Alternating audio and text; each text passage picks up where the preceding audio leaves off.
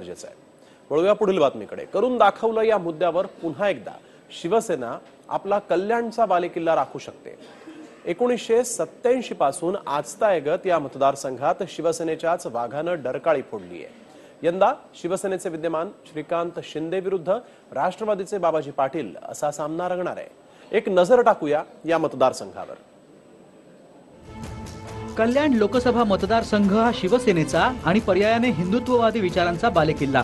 शिवसेनेने सलग 6 वेळा या मतदारसंघावर भगवा फडकवलाय। 1987 पासून गेली 31 वर्ष या मतदारसंघातील जनतेनं सातत्याने शिवसेनेला विजयाचा कौल दिलाय।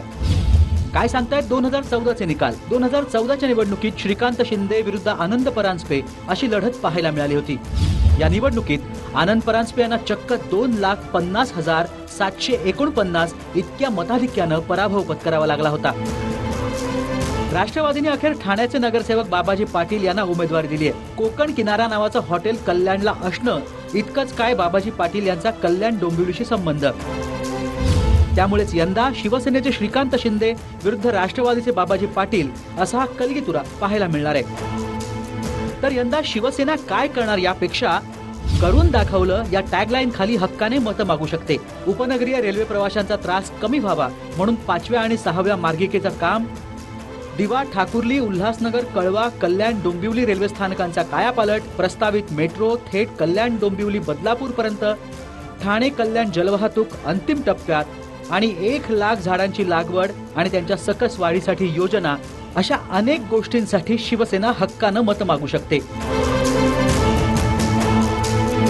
2014 मध्ये 2.5 लाखांहून अधिक मतांनी पराभव झाल्यामुळे आनंद परांजपे यांनी कल्याणमधून आधीच काढता पाय घेतलाय।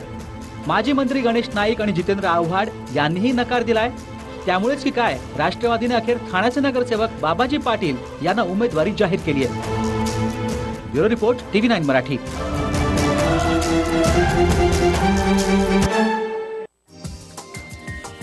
हा व्हिडिओ तुम्हाला आवडला असेल तर असे आणखी व्हिडिओ पाहण्यासाठी TV9चं YouTube चॅनल सबस्क्राइब करा, बेल बटन दाबा। ताज्या घडामोडींसाठी लॉग ऑन करा tv9marathi.com।